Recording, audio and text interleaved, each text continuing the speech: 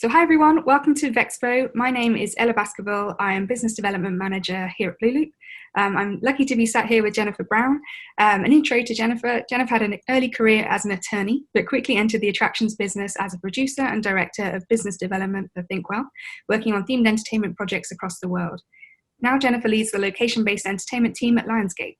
Lionsgate Entertainment is one of the world's leading movie studios and producing blockbuster franchises like The Hunger Games, the Divergent series, the Twilight Saga, Rambo and Saw, and films like La La Land and Now You See Me. After early entries into location-based entertainment in the US and Europe with its Saw IP, Lionsgate established a presence at Motiongate Dubai with the World of the Hunger Games in 2017. The largest project to date from the team is Lionsgate Entertainment World in Macau. Jenefer is also a recipient of the Blue Loop 50 Theme Park Influencer Awards. So Jenefer, welcome. Thank you. It's great to have you join us at Vexpo. Thank you, Ella. I'm so grateful to be here today. I wish we could be together in person live, but I'm happy that we're able to do this virtually. The next best thing. Awesome. So I wanted to kick off really talking about the project I just mentioned, your biggest project to date, Lionsgate Entertainment World, which opened last summer, summer 2019 in Macau in China. And it's run in partnership with the Village Roadshow. And it's the world's first vertical theme park with 50 attractions in Novotown using cutting edge technology. And I know you worked closely with Thinkwell, your former employer, and I actually had the pleasure of interviewing Selena McGill from the park and Kelly Reiner from Thinkwell last year when you were gearing up to launch. So I really want to just introduce if you could talk a bit about that project for you as the IP holder, a bit about that attraction and the partners involved. Yeah, I love that we're kicking off with this because it's a topic that I can talk about all day. So stop me if I go on and on. Lionsgate Entertainment World for us, I think, was a really unique opportunity. Not only because it was the first fully branded Lionsgate theme park, but also because we were really able to create a new class of theme park. So as you note, it is an indoor theme park, but it's also the world's first vertical theme park. And so the experiences cover 4 different levels, and it's approximately 10 stories in height. So the footprint on the ground floor is probably, around 20% of the total square footage of the entire destination. And why that makes it really interesting is, I've recognized over the course of my career that while I am a huge fan of outdoor theme parks and wish that we could build them every day, they require a lot of land and infrastructure and capital investment. And this to me is a really great concept for the future because people want world-class destinations. They want immersive storytelling experiences in their communities, right? And so this gives an opportunity to put that type of experience in a high traffic destination without a lot of the constraints that you face with an outdoor theme park. So from that standpoint, it's something we're really excited about. And then our partner on the developer side is Lionsgate.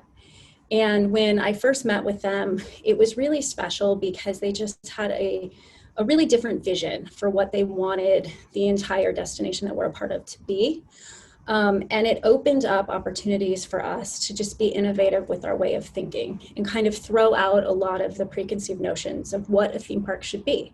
Mm-hmm. We know that guests are engaging with intellectual property and with entertainment in different ways. And so we were able under one roof to put in attractions that you would find at a theme park, of course, like dark rides and coasters. But we were also able to introduce virtual reality walkthrough experiences and interactive gamified content and a physical challenge course and an escape room experience. And so it felt like we could take all these things that maybe would be 5 different tickets in 5 different locations and put it all under one roof, under this Lionsgate Entertainment World concept. And I think the last sort of piece of it that's really exciting is challenging ourselves and our partners to come up with, given that we didn't have the space of an outdoor theme park, but knowing that we wanted to have that same level of immersion, how could we be creative to tell these stories? And so, everyone had to come on this journey with us. And that included Village Roadshow, who you mentioned, who operates the park. We do a lot of firsts. We put guests, in VR quite a bit in the park. And all of these things have operational challenges and constraints that no park had really encountered before. And then Thinkwell, our design partner, we were constantly pushing them to work with us to figure out how we could engage with the audience in ways that, again, would help build the world, but also could couple different technologies that existed in a new way. And so them and Scenario, who fabricated, as well as our ride partners like Kavu, who has a couple of attractions in the park, Mock, Framestore, who did the media, Quantum, who built our interactives, and a long list of other partners, all really worked together and went on this journey with us to create things that were highly innovative and just blend technology in a different way to help tell the story. Absolutely. Well, that was what I was going to ask you about. In particular, one ride I can't wait to go on when we finally get to go back to IAPA in Asia, was the Twilight Saga Midnight Ride. So that was with Framestore. Was it Kavu and Dreamcraft as well? Correct, yes, Kavu, Dreamcraft, and Framestore. So for people who don't know, this ride is where guests sit on a motorbike, they put on VR goggles, and they follow Jacob and the werewolves from Twilight fighting the Volturi. And what's unique about it is the guests can choose the direction within the game. So they have a completely different experience from the person sat right next to them, which suits the experience so well. And what I was going to ask you is, when you're kind of cooking up all these fun things, do you choose your ride system and technology to match the brand? So do you go in thinking, oh, I've seen this really cool new technology at a show, I want to use it, be the first? Or do you go in kind of with the story dictating what you can use? Yeah, that's a great question. And the answer isn't obvious, because it really does depend. It's worked all different ways. Most of the time, we are trying to think about the intellectual property and the story that we want to tell, and then we find the ride system. Sometimes you're lucky and there may be an off-the-shelf system that can do that for you. More often than not, you're having to customize something. An example also at Lionsgate Entertainment World is our Mockingjay flight simulator. So that is an attraction in the Hunger Games area of the park, and we knew what story we wanted to tell for that ride. We wanted to put guests in the role of a rebel, and we wanted them to have the sensation of escaping the Capitol. However, we wanted to do it both on the ground and in the air. And so we had to look for a ride system and a ride experience and customize it to be able to create convincingly both of those experiences for our guests. And in partnering with Kavu, we were able to do that. On the flip side, and we love when it happens this way, ride manufacturers will sometimes take us behind the curtain and show us something that they have in development. And generally when that happens, we fall in love. And so we go on a quest to figure out, where can we use this ride system and what intellectual property will work best with it. And so that ensues its own brainstorming to try to figure out what makes sense. And Midnight Ride, which you just mentioned, is our VR motion simulator experience around Twilight at Lionsgate Entertainment World, is an example of that. Kavu and Dreamcraft met with us and shared this new ride system that they were developing. And I remember I looked around at everyone in the room, and we all felt the same way. Like we had to do this. We had to figure out where we were going to put it. And fortunately, it worked incredibly well for Twilight, and we were able to put it in the park. And I would say there's a third way that attractions come to be, and that's really more of just as you think about the programmatic mix that you need in a park. Sometimes that can dictate, right, the ride system that you need to include, because you're trying to appeal to a certain demographic, make sure that they have enough to do. Sometimes you need to hit a capacity issue, and that you just need a people mover or something that's going to, a coaster, something that's going to take a lot of people through. Or you need a water attraction, because in this part of the world, that's really important. And so that's the third way that I think, we pair and couple things together. But all of them, interestingly, have worked really well. Sometimes when you have a ride system and you're sort of forced into looking at what IP you should adapt for that, we've had some really great ideas come out of that through that session. I'd love to see the kind of blue sky concepts one day. But no, talking about IP, some of the brands in the Lionsgate entertainment world, they seem slightly older, but in China they have a huge appeal now at the current day. What is it about IP in this attraction that appeals more to the Asian market? Yeah, sure. So, I mean, we have a saying here at Lionsgate that good IP lives forever. And I really believe that's true. Fortunately for us, most of our IP franchises, even though they may have started a decade or more ago, we've continued to keep them alive through more films, TV series, video games, all the work that my team is doing, and new books. A lot of our franchises are based off of best-selling books. And so in the case of Twilight, which you mentioned, it's still extraordinarily popular. And we just reconfirmed that here because Stephanie Meyer, the author, just launched a new Twilight book called Midnight Sun, which, if you're not familiar with it, came out in August, and it reimagines the love story between Bella and Edward from Edward's perspectives. And it hit the top of the charts here in the US, in the UK, and in other territories. And there was a lot of buzz around it in China and in Asia. And I think where you're going is Twilight, the world that it explores isn't something that is really known in that market. Wolves and vampires aren't lore that they were familiar with, and didn't have real broad appeal. However, Twilight just sort of transcended that. And I think that it happened for, kind of two reasons. First, the universe that Stephanie Meyer created is really universal in appeal. So if you're a teenager or a young adult, Twilight really is something that resonates with you. And then for those of us who were teenagers or young adults, we remember that time. We remember what it was like. And so the romance that the main characters are undergoing in the very relatable way that I think Stephanie writes about the struggles and the emotional concerns that, youth face, sort of coupled with this thrilling world, gripped fans in Asia. And I'll tell you anecdotally, every time I meet with a chairman when I'm in China or in Asia, and I ask them what their favorite movie is, and not even favorite Lionsgate movie, just favorite movie, they all say Twilight, 100%. So yeah. There really is something to that. And I think we've been really lucky that we've been able to create some attractions in China that can live up to that phenomenon. Mm-hmm. And I think it's something we're hopeful we can do in other markets too. Absolutely. I was going to say, do you ask them if they're Team Edward or Team Jacob as well? I have asked that question a few times. Oh, awesome. I won't really answer who wins.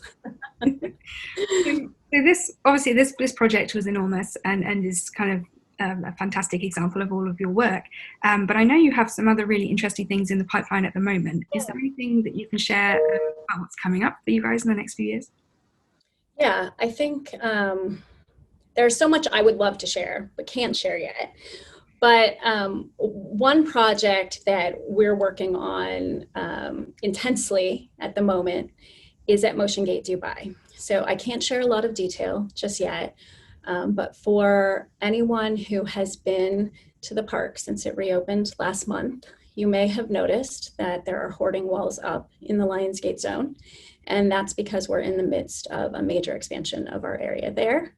So I would say on that one, definitely stay tuned because we're going to be announcing a little bit later this month more specifics about the project and what's coming. And there are some firsts that we're really excited about.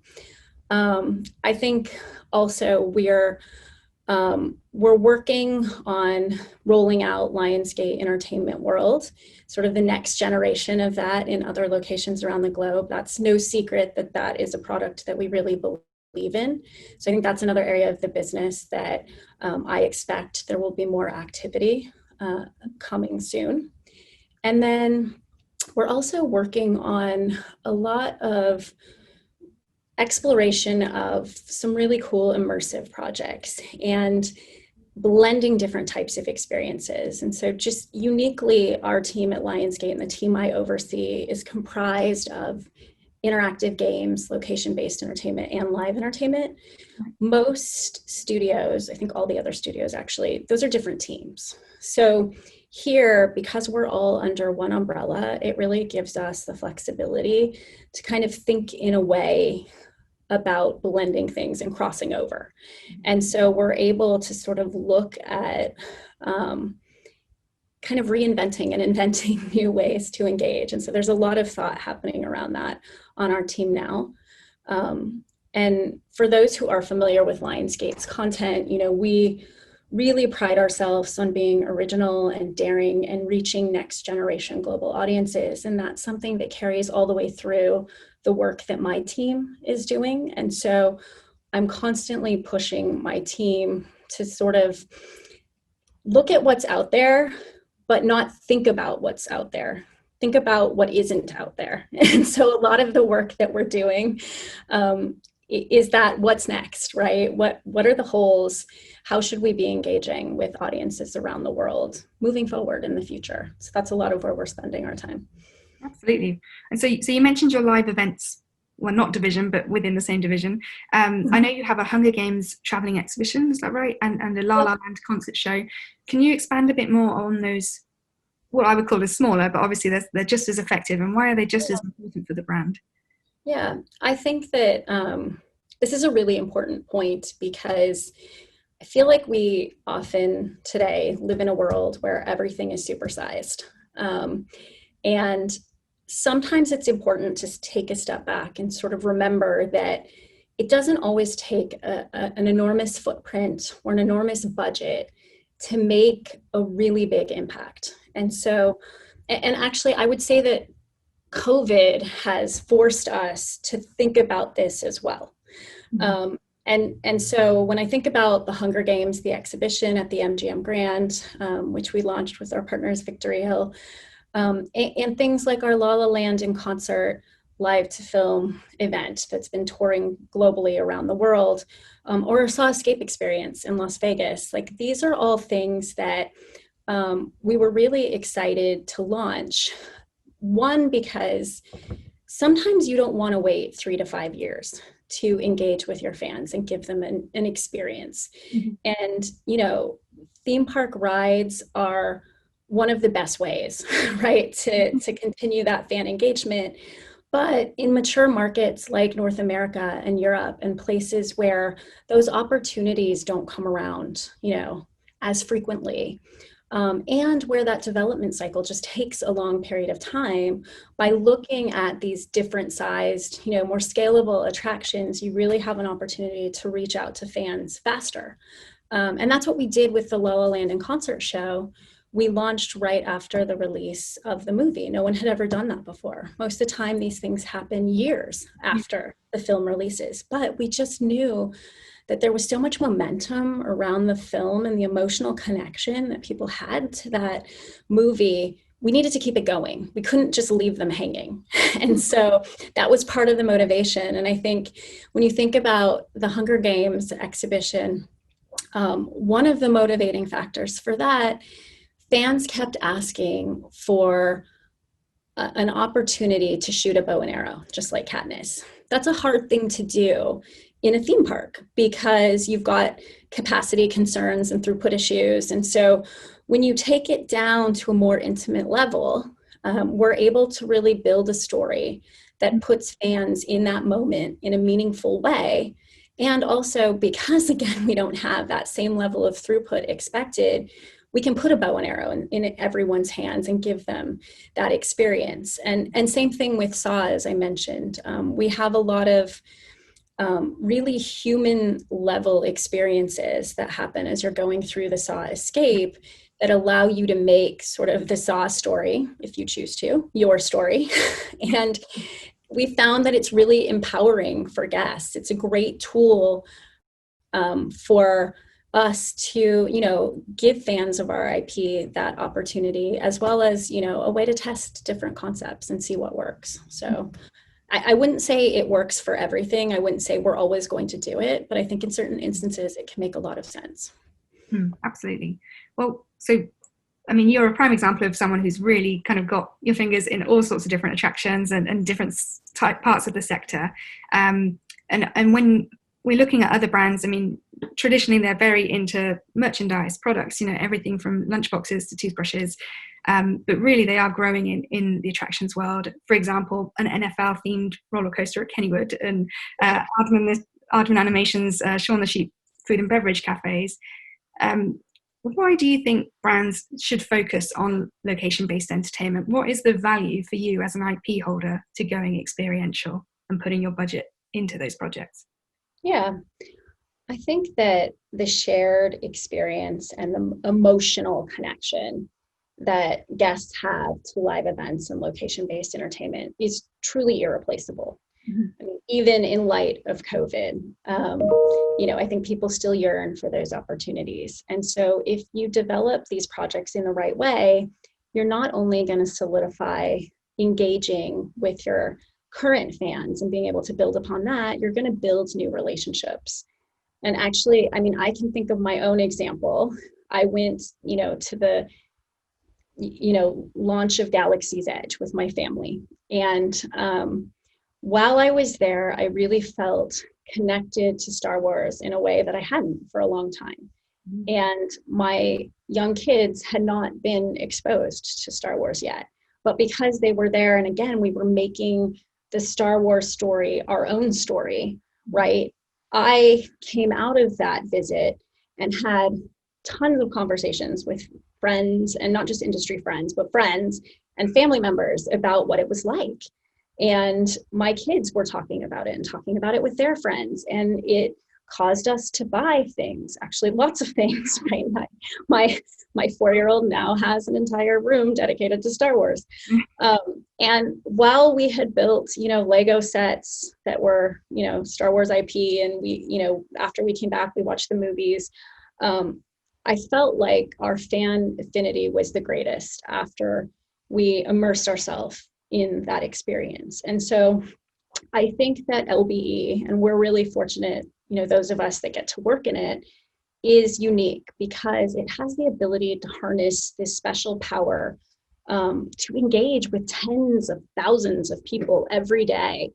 And these people are strangers, but when they come into the experience, all of a sudden they transform from a stranger to family.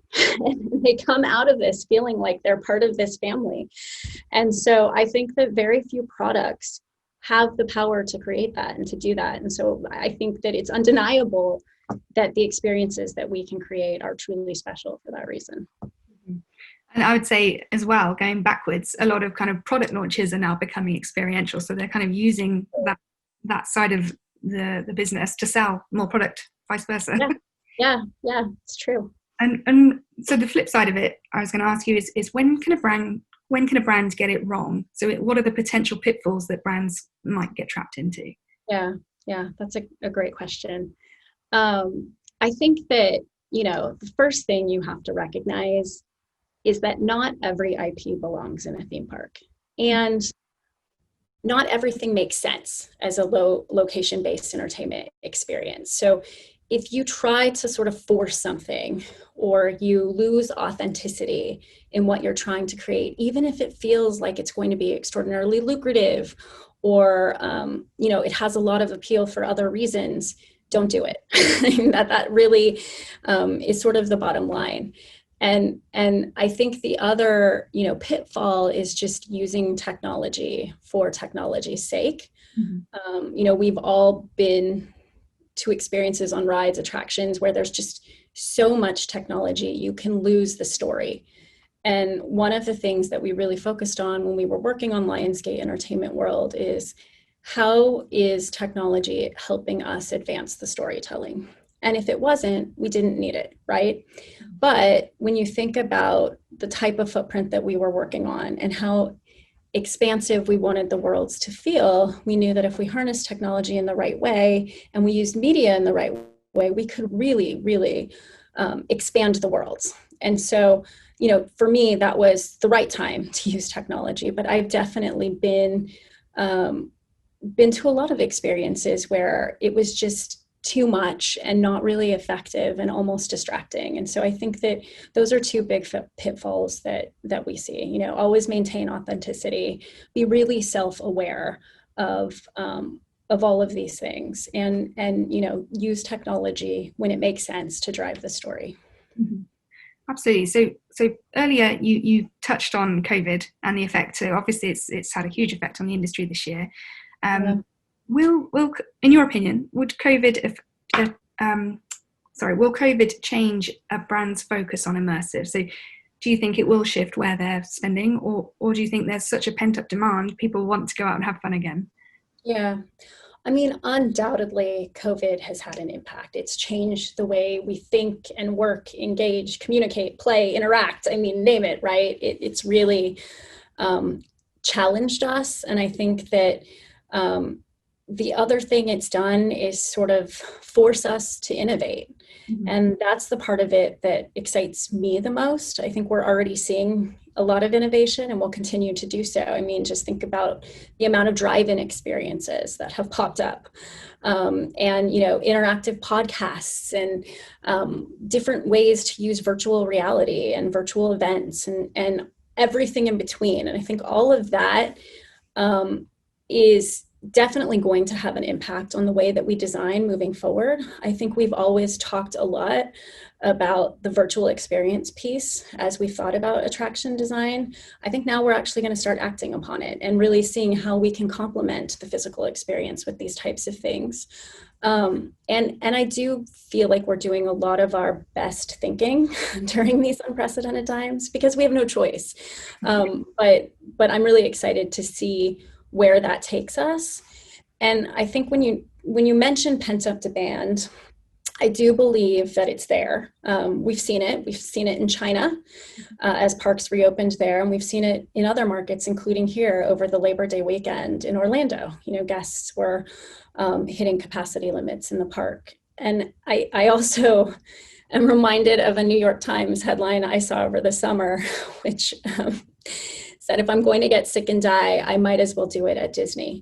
And I shouldn't laugh about it, but I think that there is that sentiment amongst people that, you know, these are things that make them happy and bring them joy and are very meaningful to the way that they live. And so I think that while pent-up demand is real, I think that ultimately the solution to the challenges that the industry is facing right now really, it's really time. I mean, I think that time, the passage of time, when we get to a place where a super majority of people feel comfortable to gather in public again, when we can ease restrictions on capacity, when those things get lifted, I think that's when we'll really, you know, start to see a full recovery. But like I said, I'm also quite excited about all the innovation that will happen as a result of this period that we've gone through. And I think coupled with that, you know, this industry in general has a really long-term outlook. And so there is still a strong appetite to continue to create. And, you know, the world still turns, as I often say to colleagues in our team. And in most cases, deals are continuing to get signed, construction is continuing, and projects will open. So I do believe that we will recover, you know, stronger and better and smarter than ever. I think a lot of the changes that are happening in parks to ensure that guests are as safe and healthy as possible are really great. And you know, there are a lot of benefits that will come out of what has been a really difficult time. Absolutely. It's like you say, a time for innovation, and some things are bettering us forever. I mean, it's kind of nice to know that everything is cleaned, you know, it's kind of a good thing in the long run as well. Yeah. Great. So my last question is a bit of a fun one, really. I was going to ask you, are there any other Lionsgate brands and IP that you would love to see realized that hasn't happened yet? Oh, I can, without hesitation, John Wick. John Wick is a really important growing franchise for Lionsgate. We've already announced 2 more films in the pipeline, a spin-off film, a TV series, we have video games. And I think that for location-based entertainment, it's a world that we really want to explore. There are so many layers. It's steeped in mythology. I mean, John Wick is sort of a modern day, myth and mythological figure. The locations, the characters, I think all of it lends itself really well to location-based entertainment. So that's definitely an intellectual property we're excited to look at moving forward. And then we have quite a few other film properties on our film slate that I think would be great to immerse guests in. We're working on a Borderlands movie right now based off of the video game. The Night Circus, which is based off of a best-selling book, is just a visually stunning and world with a really great love story that I think has a lot of potential for our space. And then we also have a lot happening in horror. And we have a couple films that are in the midst of production now. Cobweb is one of them that I'm excited about, and a few others that I can't mention yet. And I think that we have definitely seen more of a demand for year-round horror. So I'm excited that we're going to fill that void with some really new, great content. And then, really significantly, Lionsgate partnered with the New York Times and with Oprah Winfrey to expand the world of the 1619 Project. And so we're working on, across film and television and my team, ways to bring the work of the 1619 Project to communities, everywhere. And so that is something that we're looking at doing through exhibitions and experiences and perhaps live events. And so, I think the breadth of content that we have on the horizon that is right for our world, for location-based entertainment, is really tremendous. And I think there's a lot of opportunity as we move forward. Absolutely. I'd love to see a Knives Out murder mystery escape room. That would be awesome. Yes, I'm so glad you mentioned that, because I should have said Knives Out. As I think we've announced, we are working on a sequel to Knives Out. So hopefully there will be many more of those in the pipeline as Daniel Craig moves on from Bond and the Knives Out franchise continues. Awesome. Well, no, it's like you say, you've got so much to play around with, lots and lots of potential across all your different IPs. But no, thank you so much, Jenefer. That's about all we have time for today. But it's been so insightful listening to you and hearing about your projects, what you have coming up. And yeah, thank you so much for your time and joining us. Great. Thank you so much, Ella. I really appreciate it. And it was great to have this time to share what we've been up to with everyone.